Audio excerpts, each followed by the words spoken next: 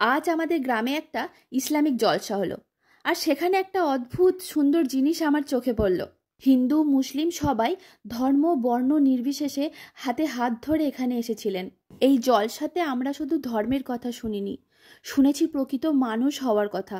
শিখেছি মানুষের মধ্যে ভালোবাসা, শান্তি, সম্মান এগুলো যত ভালোভাবে গড়ে উঠবে, মানুষের মধ্যে একতাটাও ঠিক সেইভাবেই গড়ে উঠতে পারবে। দুদিনের এই জলসায় আমার যেন মনে হচ্ছিল পুরো গ্রামটাই যেন আমার ফ্যামিলি। আজকে নিজের চোখে দেখলাম, ধর্ম আলাদা হতে পারে কিন্তু মানুষ একই। আমরা সবাই মিলে একসাথে পার্টিসিপেট করেছি, একসাথে বসেছি, একসাথে ঘুরেছি। এই ইউনিটিটাই সব থেকে বড় প্রাপ্তি। এর পাশাপাশি ছোট্ট একটা মেলারও আয়োজন করা হয়েছিল, যেটা আমরা ঘুরে দেখলাম। সত্যি ছোটবেলার অনেক স্মৃতি চোখের সামনে ভেসে উঠল। বাদাম ভাজা, হাওয়াই মিঠাই, আমাদের ওখানে অবশ্য এটাকে দিল্লিকা লাড্ডু বলেও বিক্রি হয়। তারপর ফায়ার পান, সেটা আমি আবার খেয়ে দেখলাম। তারপর আবার ধোয়া ওঠা বিস্কুট, সেটাও আবার একটু খেয়েই দেখলাম।